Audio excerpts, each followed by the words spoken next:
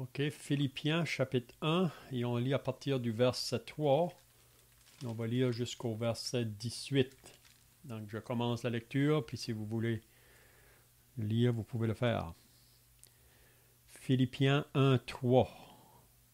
Je rends grâce à mon Dieu de tout le souvenir que je garde de vous, ne cessant dans toutes mes prières pour vous tous de manifester ma joie au sujet de la part que vous prenez à l'Évangile depuis le premier jour jusqu'à maintenant. Je suis persuadé que celui qui a commencé en vous cette bonne œuvre la rendra parfaite pour le jour de Jésus-Christ. Il est juste que je pense ainsi de vous tous, parce que je vous porte dans mon cœur, soit dans mes liens, soit dans la défense et la confirmation de l'Évangile, vous qui tous participez à la même grâce que moi.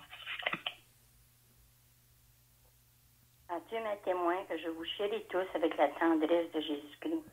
Et ce que je demande dans mes prières, c'est que votre amour augmente de plus en plus en connaissance et en pleine intelligence.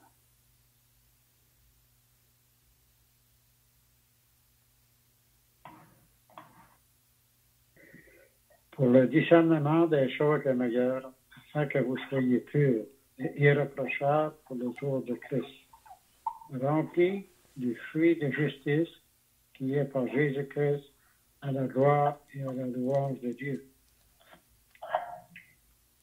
Je veux que vous sachiez, frères, que ce qui m'est arrivé a plutôt contribué au progrès de l'Évangile.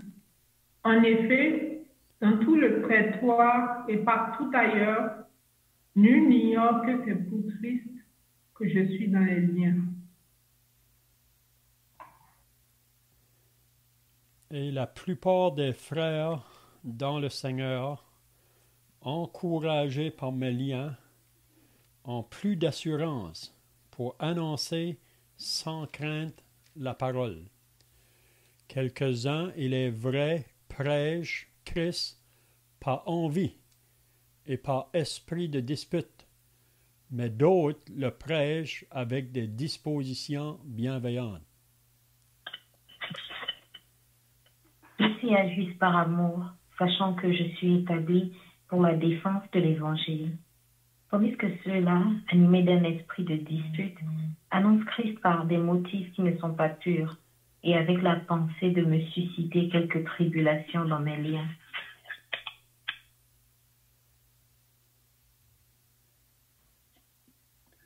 Qu'importe de toute manière, que ce soit pour l'apparence, que ce soit sincèrement, Christ n'est pas moins annoncé, je m'en réjouis et je m'en réjouirai encore. Amen. C'est bien, on va arrêter là pour notre lecture. Donc, si vous étiez là la semaine passée, on avait regardé vraiment à l'introduction de cette lettre, puis on avait aussi regardé surtout l'origine de cette assemblée à Philippe. Donc, comme je l'ai mentionné dans la prière, c'est l'apôtre Paul qui a été l'instrument que Dieu a utilisé pour se rendre dans cette ville de la Macédoine. Mais on avait vu la semaine passée là, qu'à 2 reprises, Paul avait pensé d'aller dans un autre endroit, mais il a été empêché par le Saint-Esprit. Donc, qu'est-ce qu'on avait appris de là? C'est que le serviteur de Dieu doit être prêt à se laisser guider par le Saint-Esprit là. Il doit être prêt même à changer de chemin si que le Saint-Esprit le dirige ailleurs. Donc, on lit dans les Actes au chapitre 16, c'était vraiment dans son deuxième voyage missionnaire que Paul, après qu'il avait eu une vision la nuit là, d'un Macédonien de venir à son secours, donc Paul était clair qu'il devait se rendre là en Macédoine. Puis il y a eu une grande œuvre qui s'est faite dans cette région-là. Là. Donc, c'est ça on doit être prêt, chacun de nous, être flexible, si on peut dire, à la direction du Saint-Esprit. Probablement, ça vous a déjà arrivé que vous avez eu à cœur d'aller visiter peut-être une certaine famille ou une certaine place, puis en allant sur la route, quelque chose vous dit il faut prendre un autre chemin. Ou même vous arrivez à la place où que vous deviez visiter, il n'y a personne là. Donc, ça veut donc dire qu'il faut aller ailleurs. Donc, on est prêt à être flexible à la direction du Saint-Esprit. On peut voir ça avec l'apôtre Paul. Donc, qu'est-ce qu'on a vu la semaine passée au début? La lettre était adressée à tous les saints qui se trouvaient à Philippe. Donc, on avait dit que tous les saints, ça comprend tous les croyants qui se trouvaient dans cette assemblée. Ils ont été mis à part pour Dieu, pour porter un témoignage dans cette ville de Philippe. Puis aussi, c'était adressé aux anciens ou aux évêques et aux diacres. Donc, les évêques, on avait dit, c'est les responsables de l'assemblée de Philippe. On croit que dans chaque assemblée, le Seigneur élève des frères pour faire ce travail de responsable là, ou être des surveillants. Oui. Puis les diacres, ça c'est plutôt des frères qui vont être occupés là, à servir dans l'assemblée, là, sur le côté matériel, on pourrait dire, du côté matériel. Donc, on remarque aussi que ce n'est pas seulement un évêque, mais c'est aux évêques. Donc, c'est toujours au pluriel. C'est jamais un ancien dans une assemblée. À moins qu'une assemblée arrive à cette condition-là, mais normalement, le Seigneur va toujours élever des anciens qui prennent soin du troupeau. Donc, le troupeau, c'est comme des brebis. Donc, les anciens ou les surveillants sont comme des bergers qui prennent soin du troupeau. En ce qui concerne de nourrir le troupeau. Et comme le berger, le gros travail d'un berger là, qui prend soin des brebis, c'est d'aller en avant pour trouver les vers pâturages, afin que les brebis soient bien nourries. Parce qu'on dit qu'une brebis qui n'est pas bien nourrie, elle ne peut pas se reposer. Elle ne peut pas se reposer. Puis probablement, vous avez toujours remarqué ça, quand vous regardez un troupeau de brebis dans un champ, vous voyez soit une chose ou l'autre. C'est soit que les brebis sont couchées ou qu'ils sont en train de manger. Puis s'il n'y a pas du bon vers pâturage, s'il n'y a pas de la bonne herbe, là, la brebis doit faire beaucoup d'efforts pour se trouver la nourriture, donc ça la fatigue, puis elle ne se repose pas. Mais si elle est placée dans un endroit où il y a de l'herbe assez, donc elle mange, puis ensuite elle peut se reposer. Donc, c'est la même chose pour nous comme chrétiens. On est comparé à des brebis. Donc, c'est pour ça que c'est bien qu'on puisse recevoir l'enseignement de la parole, les vers pâturages, pour qu'on puisse apprendre à connaître ce qu'est la volonté de Dieu pour nos vies de chaque jour, puis comment est-ce qu'on devrait vivre notre vie chrétienne devant ce monde qui nous entoure. Hein? OK, donc, ensuite, on avait vu la salutation, que la grâce et la paix, puis on avait dit que on a été sauvés par la grâce, mais on est aussi gardé par la grâce de Dieu. Donc, dans nos vies de chaque jour, Paul voulait que la grâce de Dieu accompagne ces croyants-là de Philippe. Puis la paix, c'est la même chose. On a reçu la paix avec Dieu. Ça, c'est arrivé le jour du salut. Et étant donc justifiés par la foi, nous avons la paix avec Dieu. Ça, c'est arrivé au jour du salut. Mais ici, c'est plutôt la paix de Dieu dans nos vies de chaque jour. Parce qu'il y a beaucoup de choses qui peuvent venir pour troubler cette paix-là. Et on vit dans un monde qui est en guerre contre le peuple de Dieu. Même en la nature en nous qui s'oppose aux choses de l'Esprit de Dieu. Et aussi le diable. Donc il y a beaucoup de choses qui pourraient venir pour troubler. Mais pour moi, comment est-ce qu'on peut maintenir cette paix de Dieu-là dans nos vies? Paul le dit au chapitre 4, là.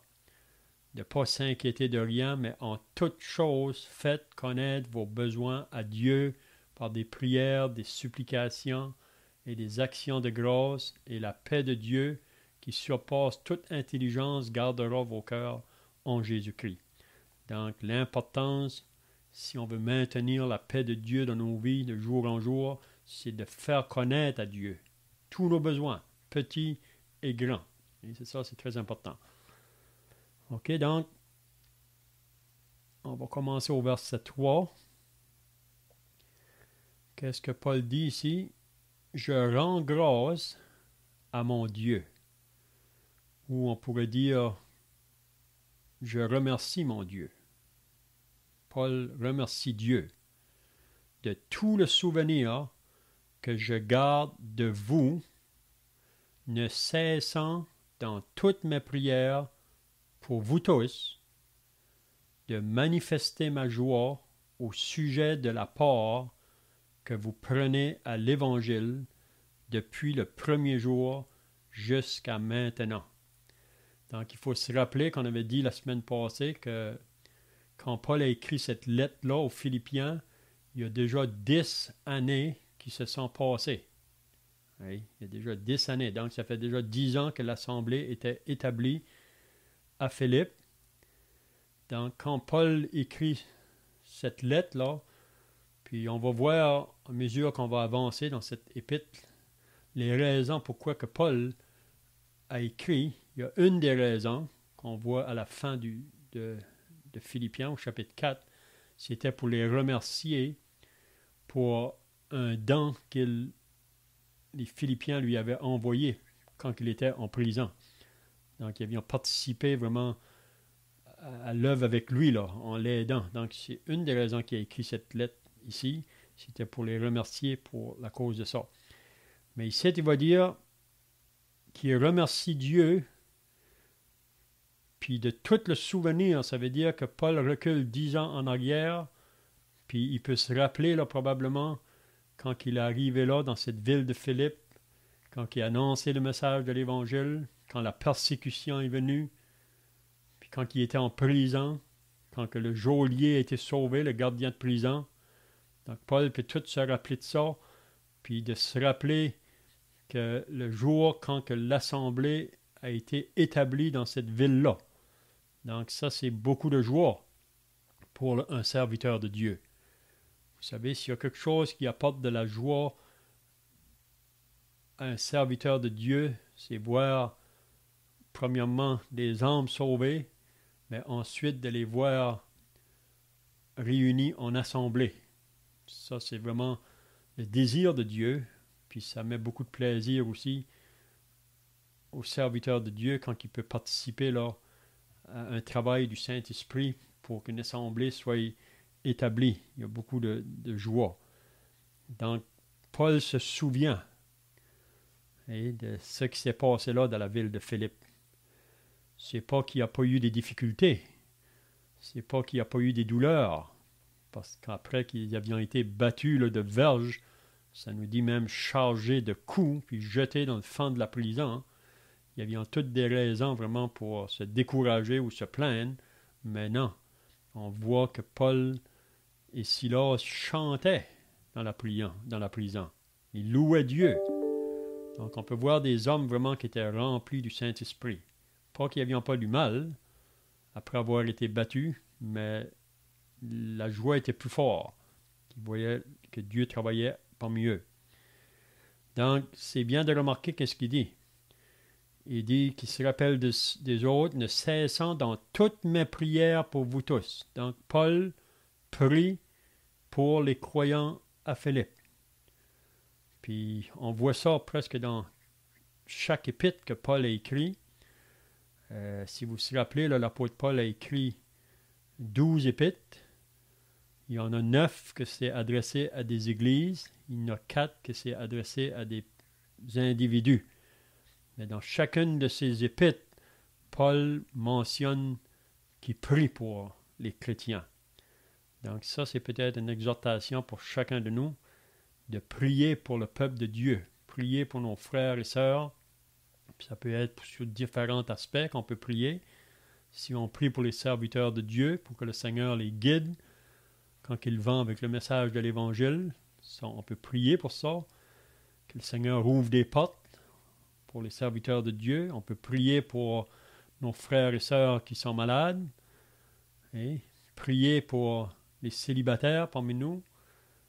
Prier les uns pour les autres, pour que le Seigneur nous garde, nous préserve, parce qu'on est toujours sous l'attaque de l'ennemi.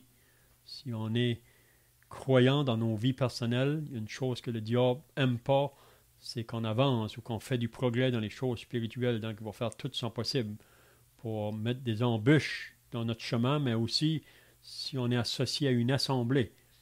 Vous savez, une assemblée, ce n'est pas un endroit où il n'y a pas de problème ou de difficulté. Il y aura toujours, mais on a toutes les ressources nécessaires pour pouvoir régler les choses. Et s'il faut aller au Seigneur quand il y a des difficultés qui prennent place. On va voir ça dans toute la lettre ici, là. Puis, ce que je veux remarquer, au verset 5, qu'est-ce qui fait la joie de Paul?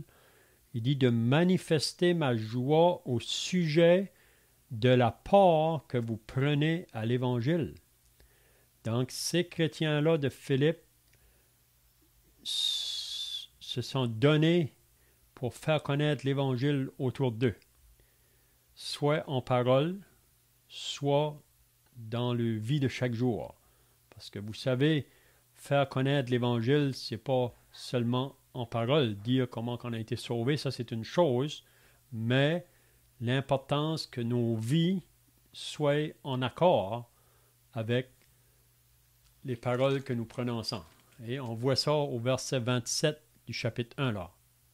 Si vous voulez garder le verset 27, ça dit « Seulement conduisez-vous d'une manière digne de l'Évangile de Christ, afin que soit que je vienne vous voir, soit que je reste absent, j'entends dire de vous que vous demeurez ferme dans un même esprit, combattant d'une même âme pour la foi de l'Évangile.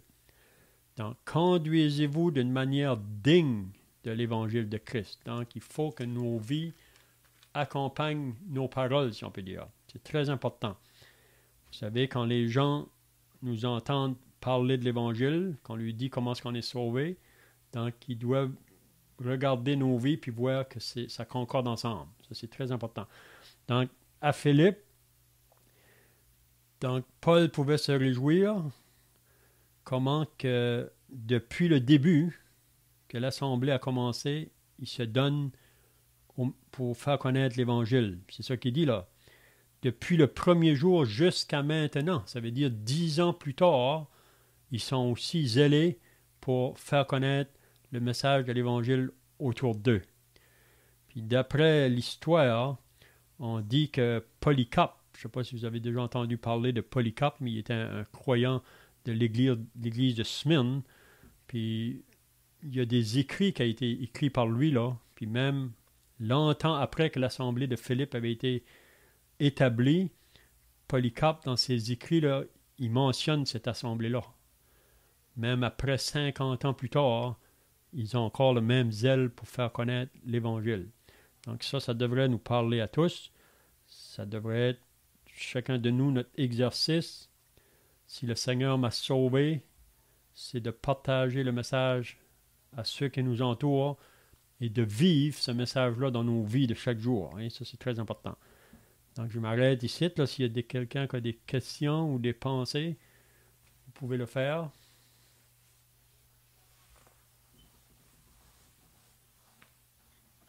On peut voir là, dans les pensées de Paul, il apporte dans sa lettre, au début, les qualités des frères dans l'Évangile, et aussi que c'est pas Paul qui a commencé ce travail-là. Paul, on dirait que c'est mal abri, mais il rappelle que c'est l'œuvre du Seigneur Jésus. Il fait le travail dans les autres. Et aussi, il recommande, devant Dieu dans ses prières, pour la défense de l'Évangile et leur participation. D'y participer à la même grâce que moi. On voit qu'il apporte toutes les qualités. On va voir qu'il y a quelque chose qui vient par la suite. Dans le verset 9. Ce que je demande dans mes prières, c'est que votre amour augmente de plus en plus en connaissance et en pleine intelligence. Voilà vraiment, il apporte toutes les qualités. Mais le but, on a tout des manquements. Il y a des choses qu'on n'a pas de misère avec, puis il y a d'autres choses qu'on peut avoir de la misère avec. Mais Paul apporte ici, en premier, à l'Église de Philippe, leur travail, leur persistance, ainsi de suite. Mais il y a une chose, il dit, ce que je demande dans mes prières, c'est que votre amour augmente de plus en plus en connaissance et en pleine intelligence. On peut voir là que ce message-là peut nous parler à nous autres mêmes aujourd'hui, nous exhorter.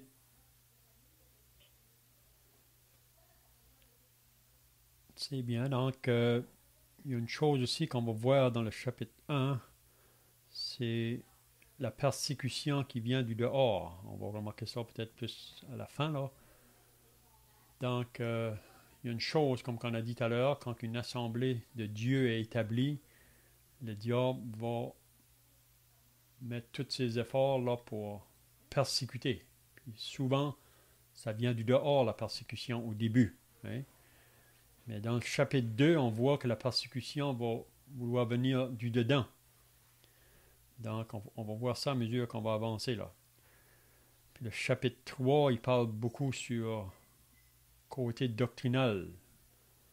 Il met les chrétiens en garde. Le chapitre 4 aussi, on verra comment c'est important de maintenir nos pensées pures.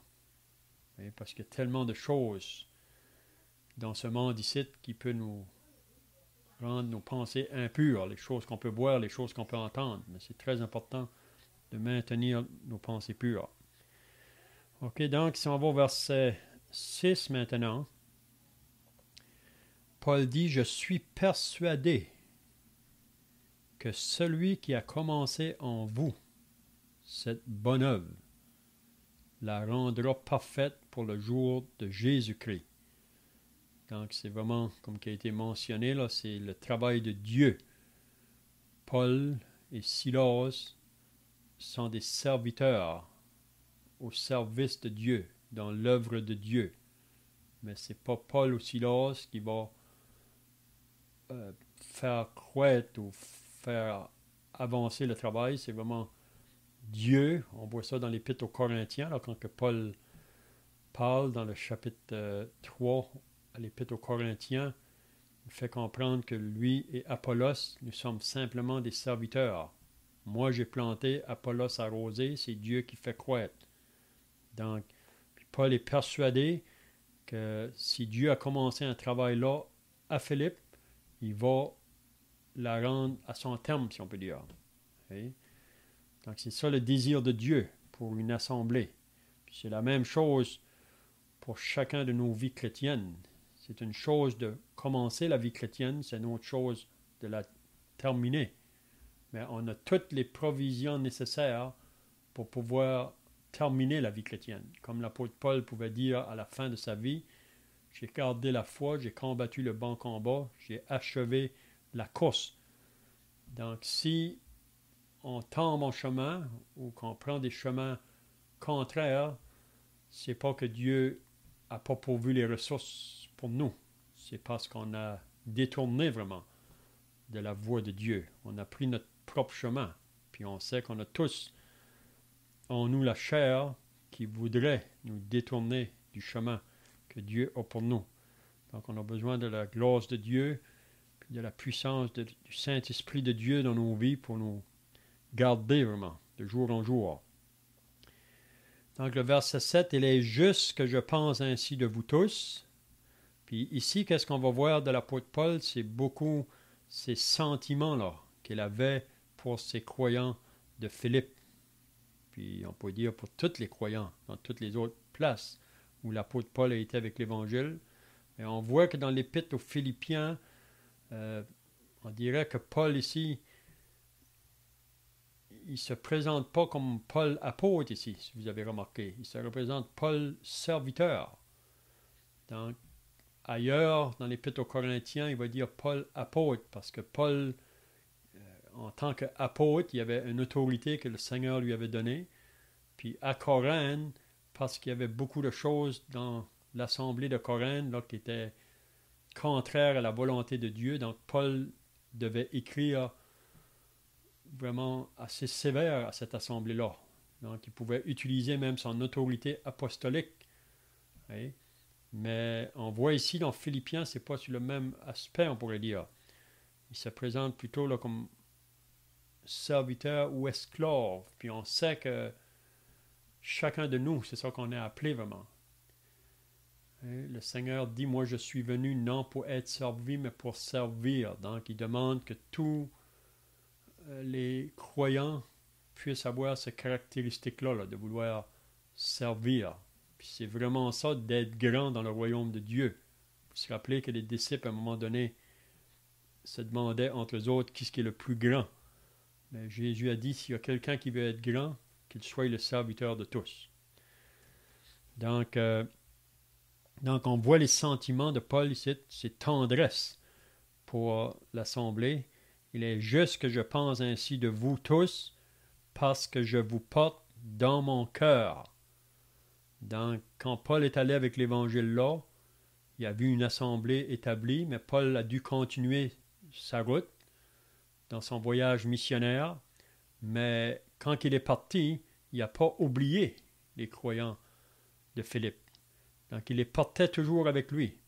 Partout où il allait, il pensait à ces croyants-là, puis probablement, quand il priait, il y avait ses pensées sur ces croyants-là, puis sur aussi les autres, partout. Hein? Parce que je vous porte dans mon cœur, soit dans mes liens, soit dans la défense et la confirmation de l'Évangile. Vous qui tous participez à la même gloire que moi. Donc Paul les porte dans son cœur. Il dit, soit dans mes liens, parce que présentement, vous savez que Paul était en prison là. Il était vraiment dans les liens. Il n'était pas libre à voyager. Mais c'est vraiment là, dans la prison, qu'il a pris le temps pour leur écrire. Mais il les portait toujours, soit dans ses liens, soit dans la défense ou la confirmation de l'Évangile. Quand il y allait pour annoncer le message ou pour défendre le message de l'Évangile, il portait toujours le peuple de Dieu avec lui. Et ça, c'est quelque chose. C'est un peu comme des parents avec des enfants. Vous savez, on ne peut jamais oublier nos enfants. Même s'ils sont à 1000 milles de chez nous, on l'a toujours dépensé sur eux autres. Donc, c'était comme ça que Paul avançait dans son service pour le Seigneur. Donc, je laisse une pause si vous avez des questions ou d'autres choses ici à ajouter.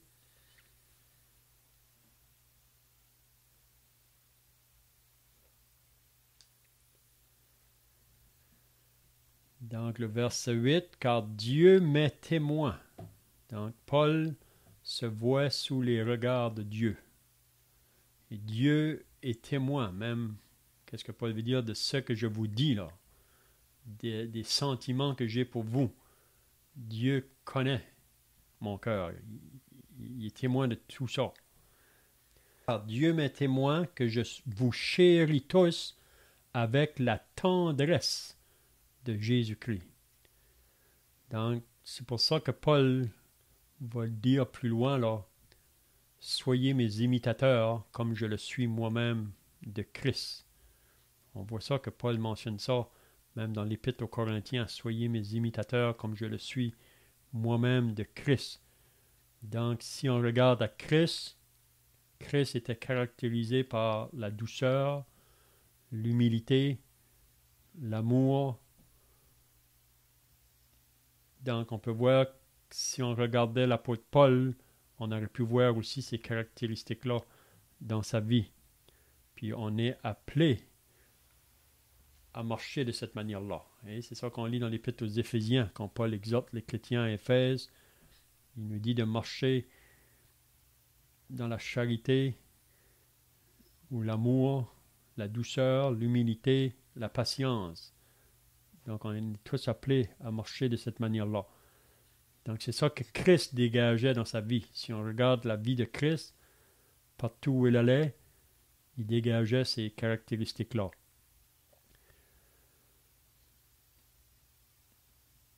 Et ce que je demande dans mes prières, donc le frère a déjà mentionné ce verset ici, là.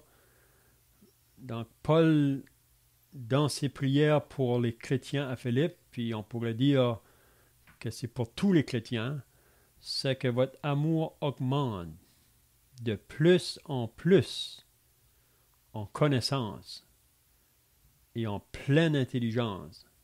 Ça veut dire que notre amour puisse augmenter là, à connaître de plus en plus les pensées de Dieu et les voies de Dieu pour nos vies. Et à savoir, à connaître qu'est-ce que Dieu veut pour ma vie à moi personnellement. On est tous appelés à un service. Chaque frère et sœur, il n'y a personne qui est exempt. On a tous un service à faire pour le Seigneur. Donc, Paul, il prie pour les chrétiens de Philippe qu'ils aient ce désir-là là, de connaître davantage Dieu et connaître les pensées de Dieu pour leur vie. Puis aussi, d'avoir la sagesse de Dieu ou l'intelligence qui vient de Dieu.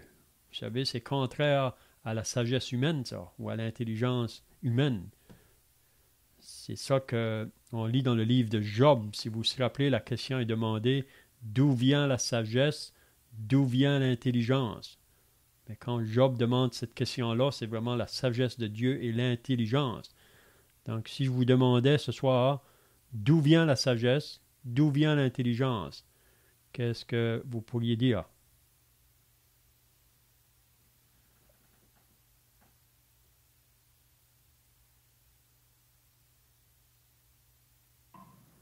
On peut dire que les deux viennent de Dieu.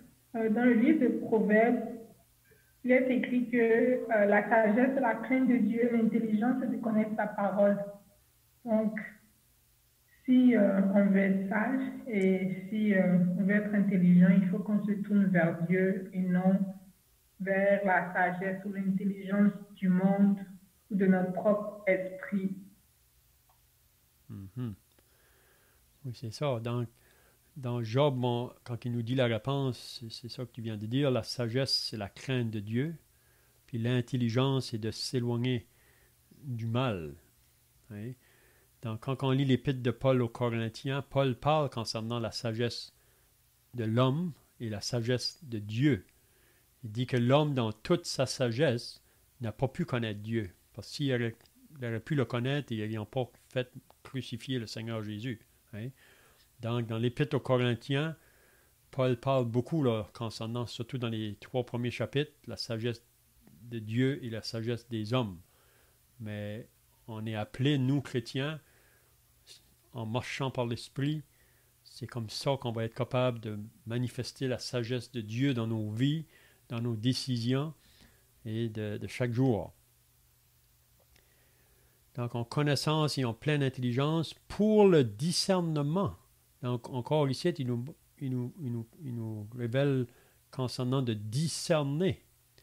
Donc, on a besoin de la connaissance, de l'intelligence pour qu'on ait du discernement des choses les meilleures. Donc, des fois, vous savez, on peut faire quelque chose, c'est bien, mais est-ce que c'est meilleur? Donc, on devrait toujours chercher à faire les choses meilleures pour le Seigneur, dans un niveau meilleur, si on peut dire, là. Pour le discernement des choses les meilleures, afin que vous soyez purs. Donc, c'est vraiment ça la raison, vraiment, qu'on veut connaître la pensée et les voies de Dieu, parce que ça va produire en nous une vie encore pure, afin que vous soyez purs et irréprochables pour le jour de Christ. Donc, le jour de Christ, ici, pour moi, c'est le jour qui est souvent associé au tribunal de Christ. Paul regardait souvent en vue de ce jour-là. Donc, sa vie était vraiment là, conduite toujours en vue de ce jour-là. Okay? Donc, les choses meilleures. Donc, je fais une chose pour le Seigneur, mais on peut se demander, est-ce que c'est vraiment la meilleure chose que je peux faire pour lui? Puis comment est-ce qu'on va le savoir? C'est en étant en contact avec Dieu, là, en lisant sa parole, en méditant la parole de Dieu. Hein? Rempli du fruit de justice qui est par Jésus-Christ à la gloire et à la louange de Dieu. Donc, rempli du fruit de justice qui est par Jésus-Christ à la gloire et à la louange de Dieu. Donc, tout ce que nous allons faire dans le service pour le Seigneur, que ça puisse amener de la gloire à Dieu ou de la louange à Dieu. Hein? Donc, tout ce que vous faites en pensée ou en parole, Paul dit ça dans l'Épître aux Colossiens, faites tout pour la gloire de Dieu. Parce qu'il y a toujours le danger qu'on peut faire des choses pour attirer la gloire sur nous. Vous savez, ça, c'est ça qu'on voit dans le monde aujourd'hui.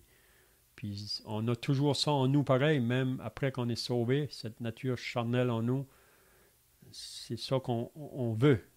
Mais si on marche dans cet esprit d'humilité, là, on va chercher que la gloire et les louanges dans le travail qu'on fait se tournent à Dieu, ce que ça amène de la gloire à Dieu. Hein?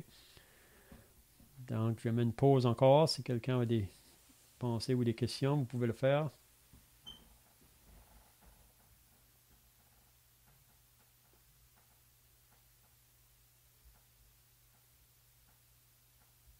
On peut voir là vraiment qu'à travers cette lecture et ce que nous avons entendu amener jusqu'à ce moment, les choses les meilleures, on peut penser à Salomon, qui avait demandé la sagesse.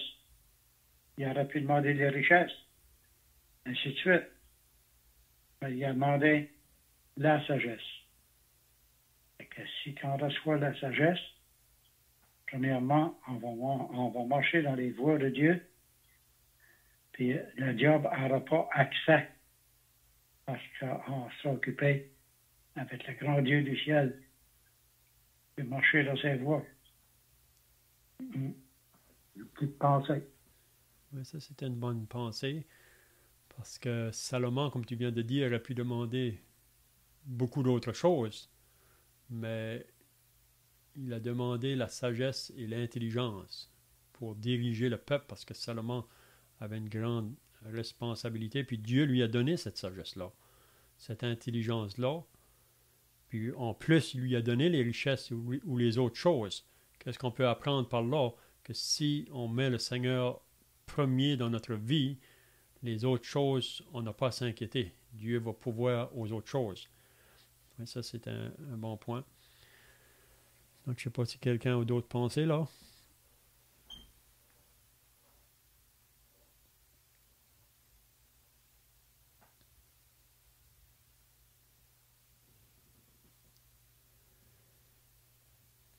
OK, donc si on va au verset 12 maintenant, là, Paul va nous dire où il se trouvait à ce moment-là. On a dit ça au début, là, que Paul se trouvait en prison quand il a écrit cette lettre. Donc, il n'était pas dans des conditions faciles, Paul, à ce moment-là. Mais vous allez remarquer dans l'Épître aux Philippiens là, que la joie est beaucoup mentionnée. Je pense que c'est 19 fois que la joie est mentionnée dans l'Épître aux Philippiens. Puis Paul nous fait comprendre que c'est pas qu'on n'aura pas de difficultés ou des circonstances difficiles, mais au travers de nos difficultés, si on marche en étant en communion avec Dieu, dans la volonté de Dieu, on va être capable de se réjouir au travers de nos circonstances difficiles. Donc, il dit au verset 12, « Je veux que vous sachiez, frères, ce qui m'est arrivé a plutôt contribué au progrès de l'Évangile. » Donc, pour Paul, être en prison, on sait que ce n'est pas une place qui est facile d'être en prison. On sait que les prisons de ces jours-là, ce n'étaient pas les prisons d'aujourd'hui. Parce que les prisons d'aujourd'hui sont si bien servies qu'il y a des gens qui font des mauvais coups pour être en prison. Mais dans les jours de Paul, ce n'était pas des prisons comme ça. Mais Paul dit que ce qui lui est arrivé, qu'il se trouve en prison à ce moment-là, c'est pour la cause de l'Évangile. Paul n'a pas fait un crime dans la société ou qu'il n'a pas fait de mal dans la société pour qu'il se trouve en prison. Mais c'est pour la cause de l'Évangile. Puis qu'est-ce qui peut le réjouir là dans la prison? C'est qu'il va parler de l'Évangile à ceux qui se trouvent dans la prison, puis il y a des âmes qui vont être sauvées là. Donc c'est ça qui réjouit le cœur de Paul. Il ne regarde pas vraiment à ses intérêts à lui ou à ses pensées, ses propres besoins là. Pourvu lui que qu'est-ce qui importe, c'est que l'Évangile puisse avancer. Puis peut-être la leçon qu'on peut apprendre ici, pour chacun de nous, parfois il y a des circonstances qu'on peut être placé dedans. Peut-être que c'est pas plaisant à première vue. C'est difficile. Mais si on réalise que le Seigneur m'a apporté ici pour une raison, on donne l'exemple, arriver sur le lit de l'hôpital, il n'y a personne qui veut arriver là. Mais parfois, Dieu peut permettre des choses dans notre vie pour nous amener là à l'hôpital, mais que là, on pourra parler à des personnes qu'on n'aurait pas pu parler autrement. Donc, je pense que c'est ça la pensée que Paul veut dire. Je veux que vous sachiez, frères, que ce qui m'est arrivé, c'est d'être en prison. Il dit, ça a plutôt contribué au progrès de l'Évangile. Donc, on peut s'imaginer, là, quand Paul était là, enchaîné dans la prison, pour la cause de l'Évangile, puis c'est ça qu'il nous dit ailleurs. Peut-être que lui était lié, mais la parole de Dieu n'est pas liée. On peut penser à des soldats, probablement, qui étaient là pour veiller sur lui, les gardiens de prison. Puis, à un moment ou l'autre, Paul pouvait leur parler de l'Évangile. Il cherchait toujours les occasions pour communiquer le message. Puis comme on a dit tout à l'heure, c'est soit en parole et dans nos actions. Il faut les deux toujours. Okay? Donc, il dit au verset 13, en effet, dans tout le prétoire, ça veut dire que dans tout l'environnement de la prison, là, et partout ailleurs, nul n'ignore que c'est pour Christ que je suis dans les liens. Donc, tout le monde qui se trouvait là, dans cette prison-là, là, ça pouvait être les gardiens de prison ou toutes les autres personnes qui étaient affiliées à la prison, excusez, ils savaient la raison pourquoi que Paul était en prison. Ils savaient que c'était pour la cause de l'Évangile. Ils savaient que Paul était un chrétien. Donc, si moi je suis sur le marché du travail, est-ce que là où je travaille, les gens savent qui je suis? Et parfois, on peut avoir crainte de s'identifier parce qu'on a peur peut-être. On ne veut pas avoir la moquerie ou le rejet, la persécution. Mais pour Paul, qu'est-ce qui importait pour lui? C'est Christ. On va voir ça plus loin là. Quand il dit Christ, c'est ma vie. Christ était sa raison de vivre. Donc, la raison qu'il est en prison, c'est pour Christ. Puis si je suis ici, je dois vivre pour faire connaître Christ. C'était ça vraiment ses pensées. Donc il dit en effet, dans tout le prétoire et partout ailleurs, nul n'ignore que c'est pour Christ que je suis dans les liens. Donc, tout le monde qui était associé à cette prison-là, il savait pourquoi que Paul était là. Puis regardez qu'est-ce qu'il dit au verset 14. Je vois que le temps est pas mal fini là. Et la plupart des frères dans le Seigneur, donc il parle des autres croyants dans le Seigneur, encouragés par mes liens, ont plus d'assurance pour annoncer sans crainte la parole. Donc, Paul était un témoignage ou une influence sur les autres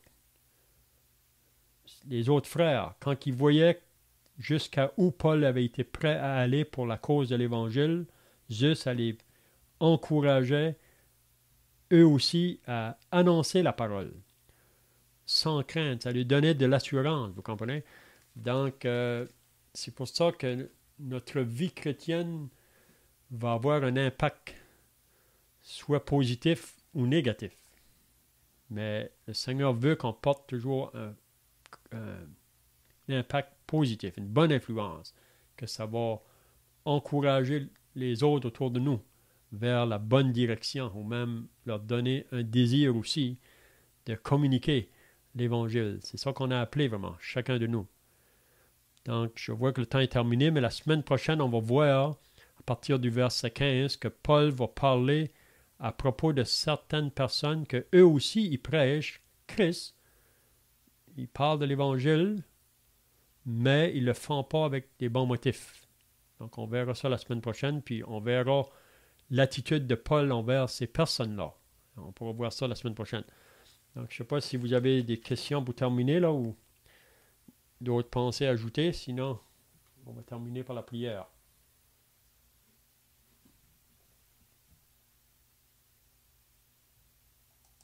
Nous allons prier. Notre Dieu, notre Père, encore nous venons devant ta présence pour te remercier et te rendre grâce pour ta parole que nous avons lue ce soir. Nous savons que c'est juste une petite portion de ta parole, mais qui nous enseigne beaucoup de choses. Et on te prie, comme l'apôtre Paul faisait dans sa prière pour les chrétiens de Philippe, que notre amour augmente en toute connaissance et intelligence pour discerner les choses meilleures dans lesquelles nous pouvons servir Dieu. Donc on prie ta bénédiction sur ceux qui étaient présents ce soir, que ces paroles puissent continuer à faire une œuvre dans chacune de nos vies, afin qu'on puisse faire toutes choses pour la gloire de Dieu. Donc nous remettons cette étude entre tes mains au nom du Seigneur Jésus. Amen.